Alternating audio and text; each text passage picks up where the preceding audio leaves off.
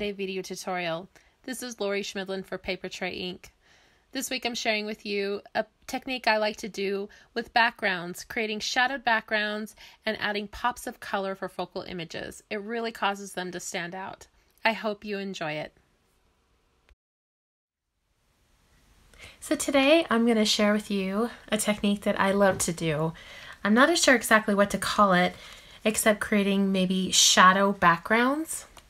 It's where I like to stamp. I personally like to use black ink, gray ink, or even white ink on a dark cardstock. Anything neutral usually. To create a stamp a background and using the same images or coordinating images, create pops of color for focal images. Just like here I used a smoky shadow ink and then added some coordinating flowers from the same stamp set to give it that pop of color.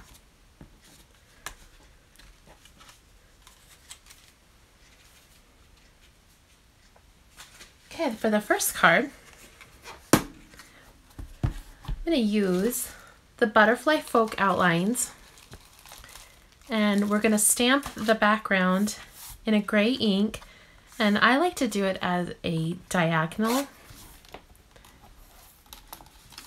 I just find that I find that I always reach for it. You know how you just kind of get in a rut and you do the same things over, and I just, you know, you like what you like. I really love the diagonal. So I'm going to start with the large butterfly. And again, this is the Butterfly Folk outline. So I'm going to position that again in that kind of diagonal way, and I'm going to take some shadow ink, some light gray shadow ink. I can't wait for the new Weather Vane ink to become available. I feel like it's been on my wish list forever, so I'm so excited to see that coming in the future. Okay, ink this up. I like to use my Misty for this because I kind of like to fiddle with my images, see where they go, move them around a little bit. And also, it gives you the opportunity to stamp it more than once. So I'm trying to ink this up and not pound the table and shake my camera. So hopefully I succeed at that. And a nice clean image. After stamp the butterfly, I'm going to fill it in with some of the smaller flowers and the images that come in the stamp set. So I'm just going to start filling that in a little bit.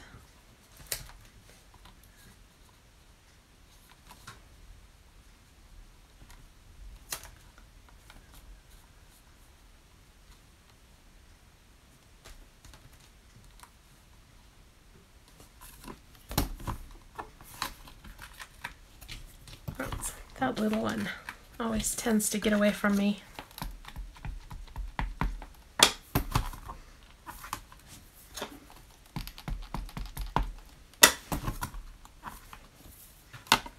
Now I clean my stamps in between stampings, even if I'm going to be using the same color ink on them, because I like to kind of move my stamps around and fiddle with them, and if there's still ink on them,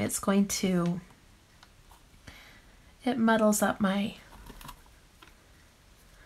paper really easily. So again, I'm just going to start filling this in.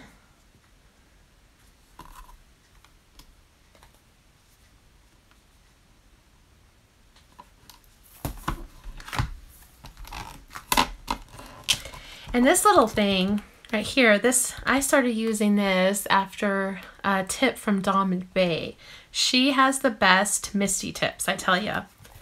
So many of my the things that I do now are from ideas that I got from her.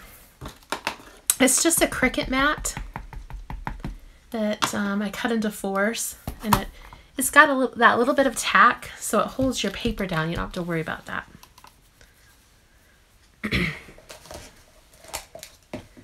So as you can see, I'm just building my strip. I'm gonna fill this in all around.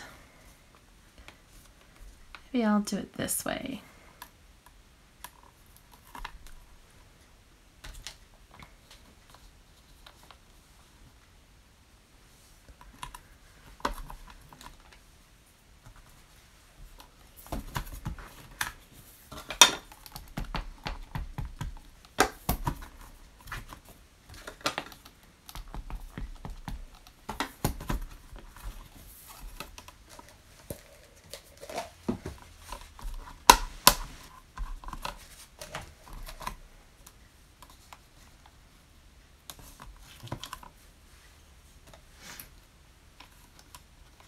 Let's do a little small one here.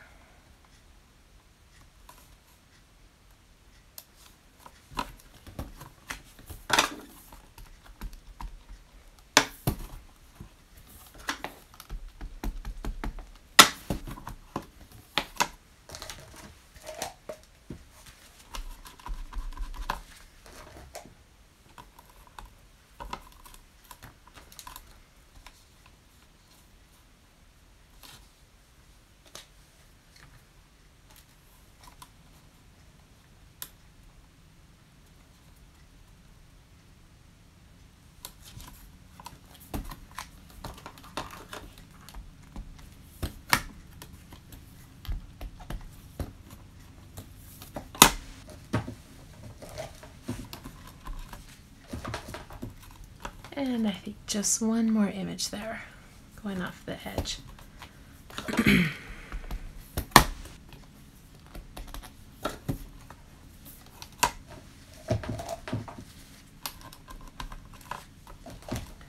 There we have it.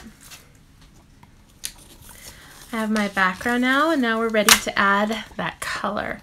And I already die cut this using the Noted Simply Stitched die set.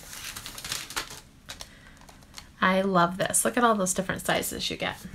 I just used the second larger one. Oh, there's a piece of flower. And using the Butterfly Folk, the solid image, the solid images, and the coordinating dies, I stamped and die cut these butterflies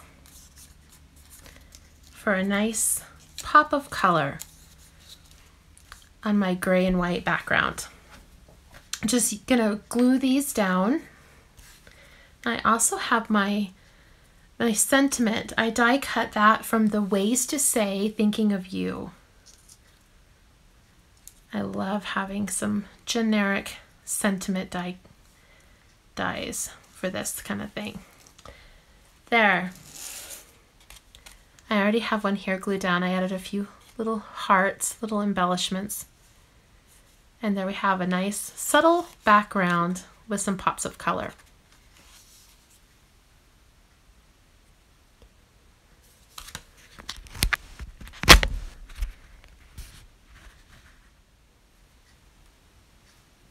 For my next card, I'm going to be starting with some of our brand new Weather Vane Gray cardstock. I love this color, it's so pretty.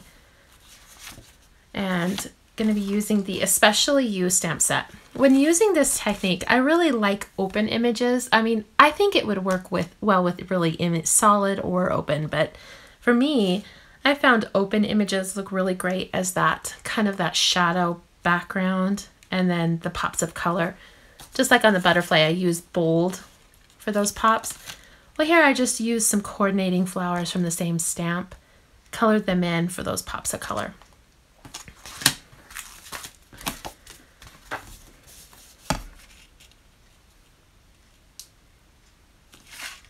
All right, gonna start with the large flower from the Especially You stamp set.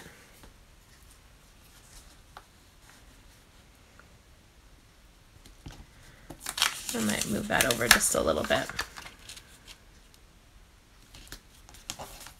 Okay.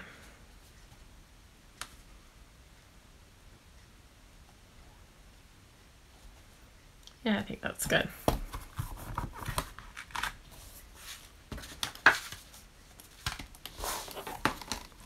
Gonna ink this up with Smoky Shadow ink. And when stamping color on color, like here it's gray on gray, even though it's a darker gray than the weather vane, I still am gonna stamp it twice, just to really, so that it stands out just a little bit more. And again, I'm gonna clean my stamp in between moving it because I've done this many, many times. I go, oh, it'll be okay. I move my stamp around and I get ink smudges on my cardstock. So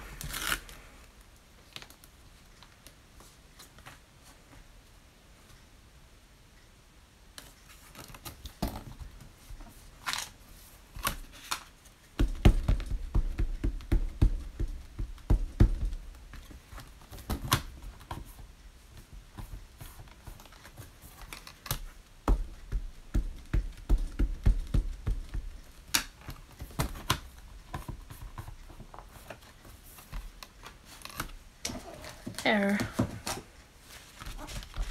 I did this technique for one of the design team tips segments.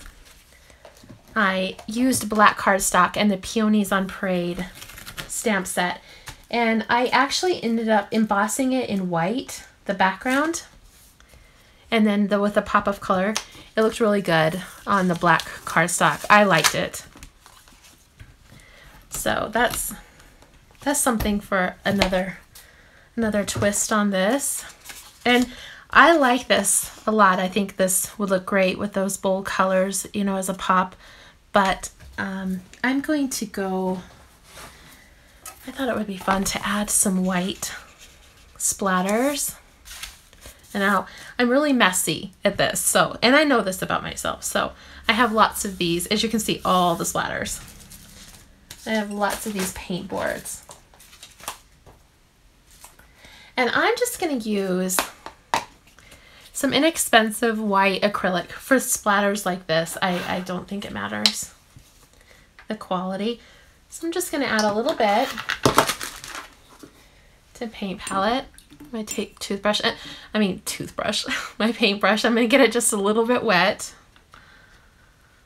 because if it's just thin, the paint's thinned a little bit, it tends to splatter better. I don't want it too thin because, as you can see, I get a little carried away with this technique, so it'll go everywhere. I have bigger paint boards that I usually use for this technique. Sometimes I'll turn it. So I got a lot right there, but that's actually where we're going to put our focal image, so that'll work just fine. Okay. Now you'll want to either set this aside to dry, or if you're like me, use your heat tool and dry it so that way it won't smear when we go on to the next step.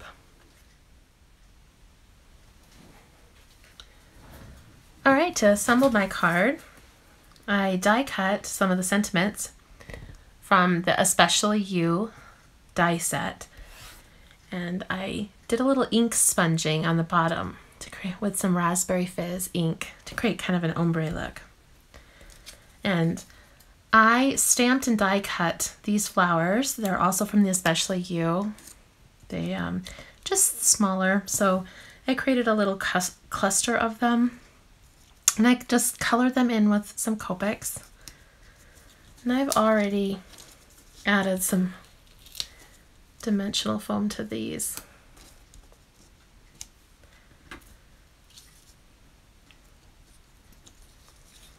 So I'll just arrange that, and I've got some leaves that just put some liquid adhesive on. Kind of arrange the sentiment like that.